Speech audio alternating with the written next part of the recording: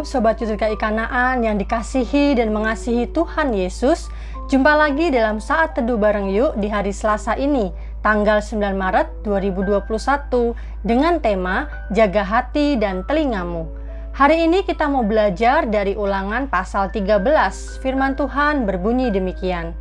Apabila di tengah-tengahmu muncul seorang nabi atau seorang pemimpi, dan ia memberitahukan kepadamu suatu tanda atau mujizat, dan apabila tanda atau mujizat yang dikatakannya kepadamu itu terjadi, dan ia membujuk, mari kita mengikuti Allah lain yang tidak kau kenal, dan mari kita berbakti kepadanya.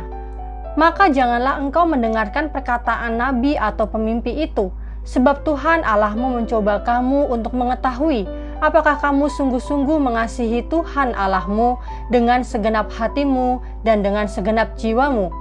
Tuhan Allahmu harus kamu ikuti, kamu harus takut akan Dia, kamu harus berpegang pada perintahnya, suaranya harus kamu dengarkan, kepadanya harus kamu berbakti dan berpaut.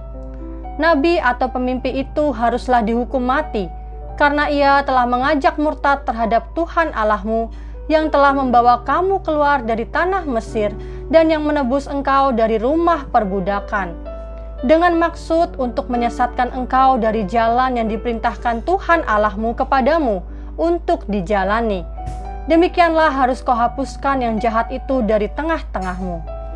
Apabila saudaramu laki-laki, anak ibumu, atau anakmu laki-laki, atau anakmu perempuan, atau istrimu sendiri, atau sahabat karibmu membujuk engkau diam-diam, katanya, mari kita berbakti kepada Allah lain yang tidak dikenal olehmu ataupun oleh nenek moyangmu.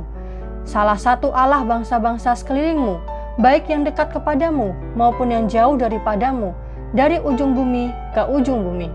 Maka janganlah engkau mengalah kepadanya, dan janganlah mendengarkan dia. Janganlah engkau merasa sayang kepadanya, janganlah mengasihani dia, dan janganlah menutupi salahnya, tetapi bunuhlah dia. Pertama-tama tanganmu sendirilah yang bergerak untuk membunuh dia, kemudian seluruh rakyat. Engkau harus melempari dia dengan batu sehingga mati, karena ia telah berikhtiar menyesatkan engkau daripada Tuhan Allahmu yang telah membawa engkau keluar dari tanah Mesir, dari rumah perbudakan. Maka seluruh orang Israel akan mendengar dan menjadi takut, sehingga mereka tidak akan melakukan lagi perbuatan jahat seperti itu di tengah-tengahmu. Apabila di salah satu kota yang diberikan Tuhan Allahmu kepadamu untuk diam di sana, kau dengar orang berkata, ada orang-orang dursila tampil dari tengah-tengahmu yang telah menyesatkan penduduk kota mereka dengan berkata, mari kita berbakti kepada Allah lain yang tidak kamu kenal. Maka haruslah engkau memeriksa, menyelidiki, dan menanyakan baik-baik. Jikalau ternyata benar dan sudah pasti bahwa kekejian itu dilakukan di tengah-tengahmu, maka bunuhlah dengan mata pedang penduduk kota itu, dan tumpaslah dengan mata pedang kota itu serta segala isinya dan hewannya. Seluruh jarahan harus kau kumpulkan di tengah-tengah lapangan, dan harus kau bakar habis kota dengan seluruh jarahan itu sebagai korban bakaran yang lengkap bagi Tuhan Allahmu. Semuanya itu akan tetap menjadi timbunan puing untuk selamanya dan tidak akan dibangun kembali. Dari barang-barang yang dikhususkan itu, janganlah apapun melekat pada tanganmu, supaya Tuhan berhenti dari murkanya yang bernyala-nyala itu, menunjukkan belas kasihannya kepadamu, mengasihani engkau, dan membuat jumlahmu banyak, seperti yang dijanjikannya dengan sumpah kepada nenek moyangmu. Sebab dengan demikian, engkau mendengarkan suara Tuhan Allahmu untuk berpegang pada segala perintahnya yang kusampaikan kepadamu pada hari ini, dengan melakukan apa yang benar di mata Tuhan Allahmu. Sobat Yud, pada masa itu ada nabi atau pemimpin yang mampu melakukan suatu tanda dan mukjizat yang sungguh terjadi di Israel. Terdapat di ayat pertama ya. Dengan tindakan spektakuler yang mereka adakan, Sobat Yud, mereka itu mengajak umat Israel untuk mengikuti dan beribadah kepada Allah-Allah lain. Terdapat di ayat kedua. Tetapi siapapun mereka nih Sobat Yud, baik dari kalangan pemimpin umat atau anggota keluarga sendiri seperti saudara laki-laki, dari orang tua yang sama, anak sendiri baik laki-laki atau perempuan, istri atau sahabat karib, atau orang-orang Dursila yang mengajak seluruh penduduk untuk beribadah kepada Allah bangsa lain itu harus dihukum mati. Terdapat ayat ke-5 sampai 10 dan juga 12 sampai 17 ya. Nah Sobat Yud, Israel diingatkan bahwa orang yang menyesatkan ini dapat saja membujuk dengan diam-diam. Nah, sikap Israel tuh harus tegas.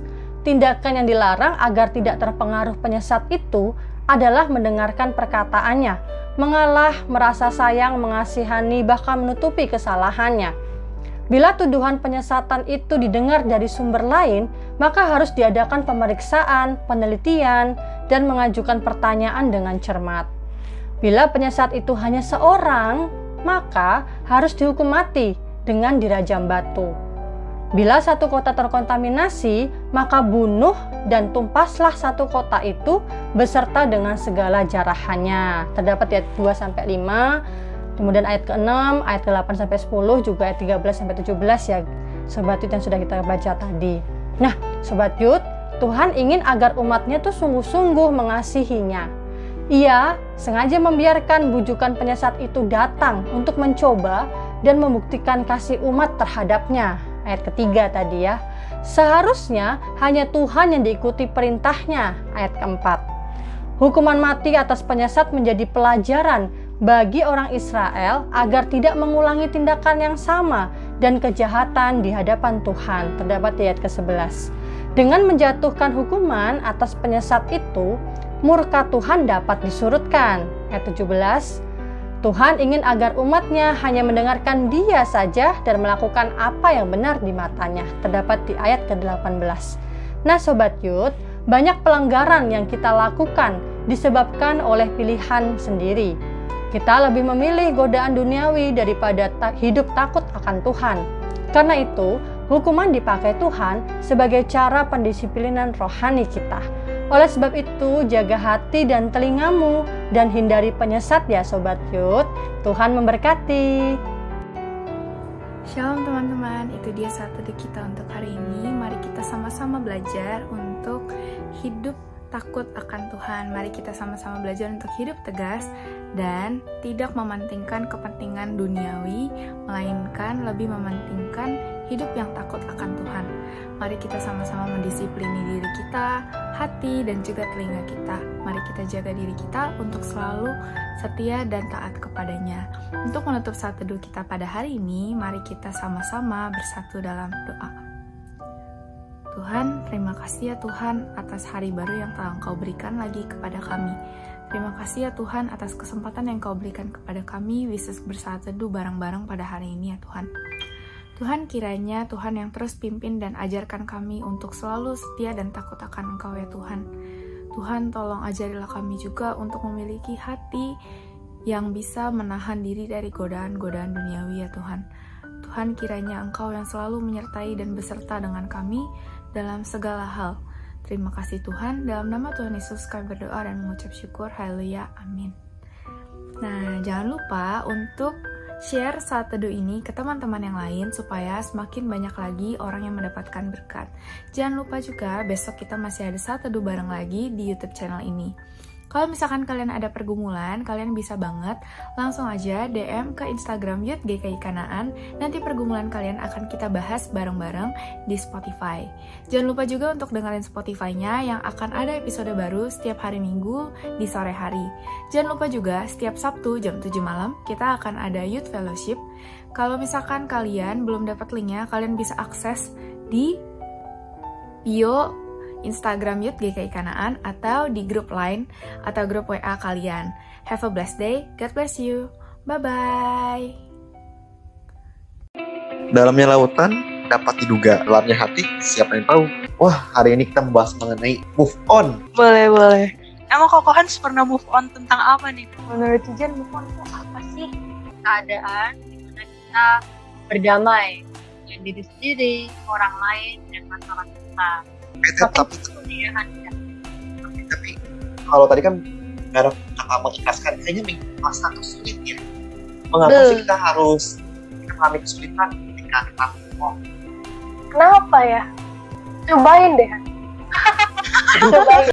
Kenapa susah? Ya emang susah karena rasa memiliki kita terlalu kuat terhadap sesuatu. Dan namanya naturnya manusia itu kalau udah dapetin sesuatu pengennya dijaga dan pengennya itu nggak mau dia hilang karena buat sana. Jadi akhirnya kita jadi posesif kan ya. Ya karena yang terbuka yang memberikan. Jadi bagi kita yang udah pernah mengalami kita bisa memberikan berkat kepada orang lain. Saling menguat.